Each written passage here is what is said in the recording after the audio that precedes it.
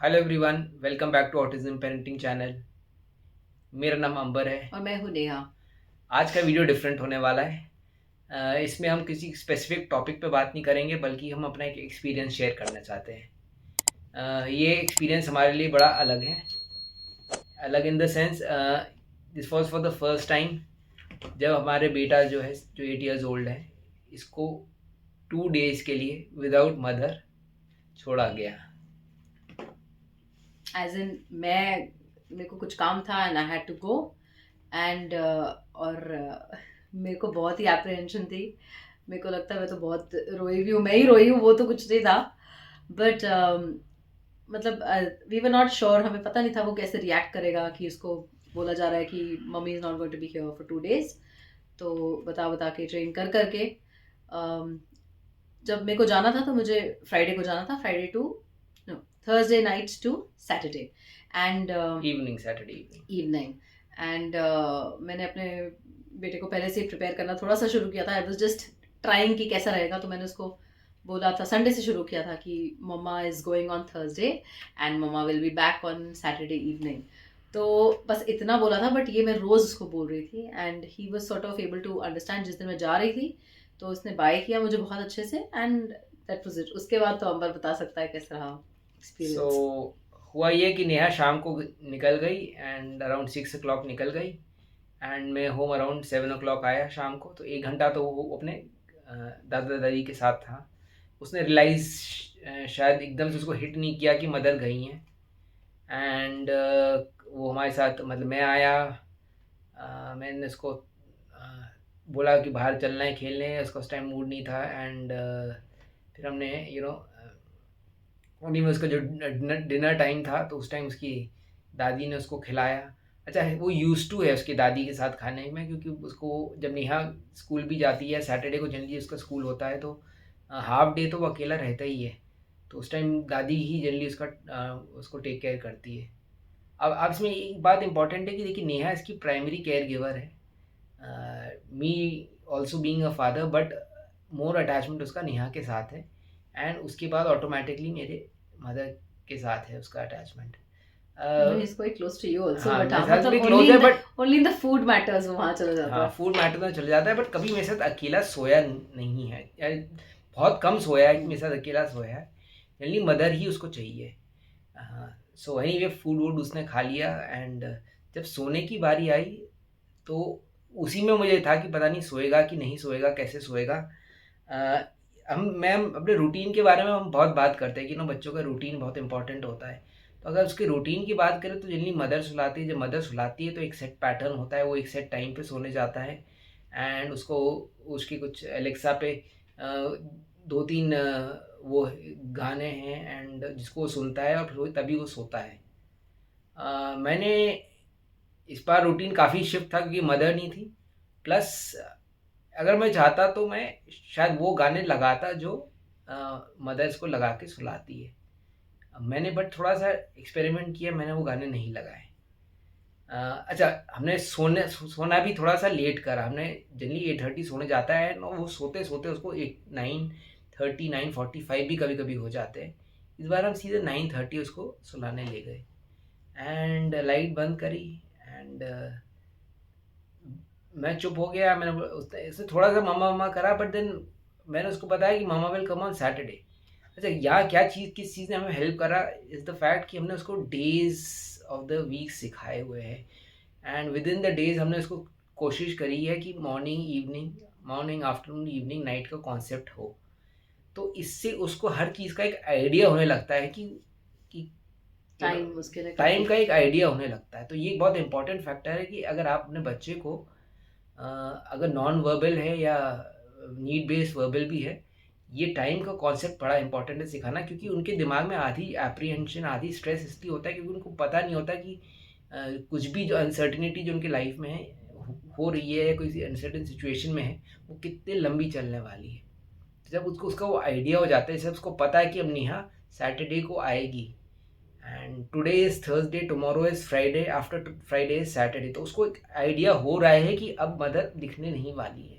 तो I think उसको उसने एक्सेप्ट करा फैक्ट को एंड उसने रियलाइज़ करा कि नहीं, अब मुझे फादर के साथ ही रहना है। एंड बड़े आराम से वो ऑटोमेटिकली बिना अपने जो रूटीन में सुनता था गाने वाने, बिना उनके वो आई थिंक सो भी गया आराम से। एंड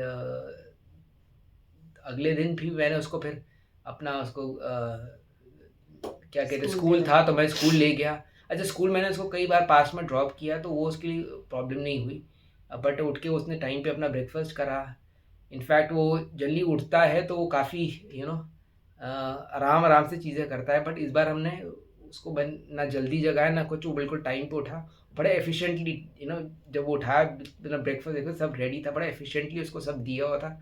तो ही जो आराम आराम से चीज़ उसको करने की आदत है उस बार नहीं थी, बट ही अंडरस्टूड कि हाँ यही है और आसपास कोई नहीं है तो मुझे अब झेलना करना पड़ेगा। झेलना पड़ेगा।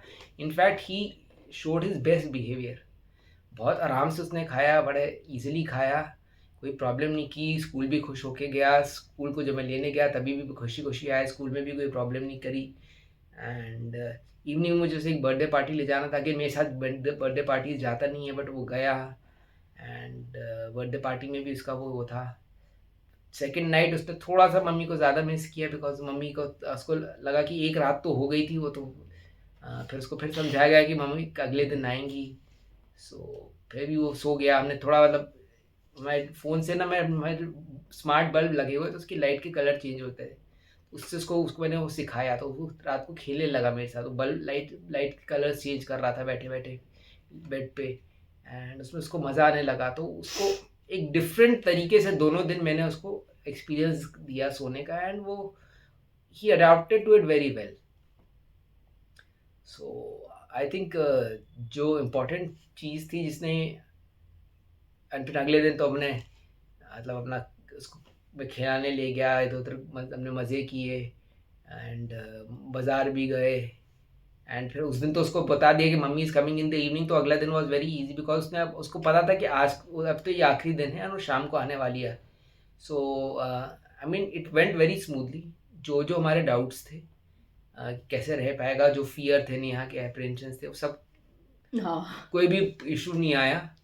बट आई थिंक दो चीज़ें ही बहुत इम्पॉर्टेंट है आपको ध्यान रखना, कि जब भी आप बच्चे को मतलब आपका जो बच्चा है आप जब भी उसको करोगे किसी भी एक केयर गिवर पे ज़्यादा डिपेंडेंसी मत करिए, बिकॉज ओवर डिपेंडेंसी भी किसी एक केयर प्रॉब्लमेटिक के हो जाती है। प्रॉब्लमेटिक हो सकती है। और बच्चा अकेले किसी और के साथ जब उसको रहने की सिचुएशन अगर आई कभी गलती से, तो उस पर वो एडजस्ट शायद ना कर पाए। सो दो ये पहली बार अकेला छूटा हमारे साथ, but he was used to me doing certain things for him, he was used to his grandmother doing certain things for him, जिसने उसको हेल्प करा, A lot many things with his grandfather and with also. Grandfather as well. So उन सब ने उसको help करा। And second was the concept of time, की time का कॉन्सेप्ट बच्चे को समझ आ जाएगा तो उसको एक एंग्जाइटी ख़त्म हो जाती है कि भैया हाँ अब ये चीज़ कब ख़त्म होने वाली है, तो उसको एक तो वो अपने आप को वो काफी पैसिफाई कर लेता है अपने पैसिफाई आप कर को। लेता है, वो यूज टू हो जाता है। मेरे को लगता है सबसे ज़्यादा हेल्प उसको स्कूल से भी हुआ था, इन द सेंस कि जब वो स्कूल जाने लगा था तो उसको पहले बोलते थे 12:30 मम्मा विल कम, फिर 1 o'clock हुआ, फिर अब 2:15 हुआ, तो he is very used to it. उसको पता है कि मम्मा कब आएगी, या मैं स्कूल जाती हूँ और वो यहीं पे होता है दादी के साथ, तो वो बोल देती हैं कि मम्मा इतने बजे तक आएंगी, तो he is got used to it. And actually में वो तभी ज़्यादा बोल नियर द टाइम फिर ज़्यादा बोलने लगता है मम्मा इज़ कमिंग। तो I think as Ambar rightly said कि इट्स अबाउट टाइम आप उनको समझाएं, एंड जैसे जैसे वो सुनते रहेंगे उनको समझ आ जाता है इतना, I think. And they don't trouble once they understand, क्योंकि as he again said that कि अगर आपके टाइमिंग्स आपको पता है तो आपकी एप्रीहेंशंस खत्म हो जाती है कि अच्छा इतने बजे तक तो आ ही जाएंगी, आपको पता है, तो यू आर और हैप्पी अबाउट इट। एंड एक चीज़ हमने रियलाइज़ करी कि बच्चे ज़्यादा रेजिलियंट होते हैं, हम ही ज़्यादा घबराते हैं कि ये हाँ, कैसे कर लेगा, बट जब सिचुएशन आती है ना तो बच्चा कर लेता है। बहुत अडेप्टेबल होते हैं, इनफैक्ट एडल्ट से ज़्यादा अडेप्टेबल होते हैं और वो अडेप्ट आराम से कर लेते हैं। सो आप भी अगर आप मतलब I would request other parents कि अगर आपको कभी ऐसा मौका मिलता है कि आपको लगे कि आगे कभी कोई पेरेंट को जाना पड़े एंड जिस पे बच्चा ज़्यादा डिपेंडेंट है, तो आप एक माइक्रो एक्सपेरिमेंट्स करके देख सकते हैं एट अ स्मॉल स्केल की 1 दिन 2 दिन कि बच्चा कैसे रहता है। एंड बस यही हम शेयर करना चाहते थे वीडियो से, अब हमारा एक्सपीरियंस। एंड अगर आपने कभी अपने बच्चों को अकेला छोड़ा है कैसा आपका फर्स्ट एक्सपीरियंस रहा, कोई प्रॉब्लम तो नहीं आई, एंड मेल्टडाउन हुए कि नहीं हुए, उनको हुए कि नहीं, पेरेंट्स को हुए कि नहीं, did I he would like to behave know better, anything. Did he behave worse, Anything. आप प्लीज शेयर करिएगा हमसे, सो दैट आप हमें भी और आप हमारे व्यूअर्स को भी आपकी कमेंट से फ़ायदा हो. So thank you so much. Thank you.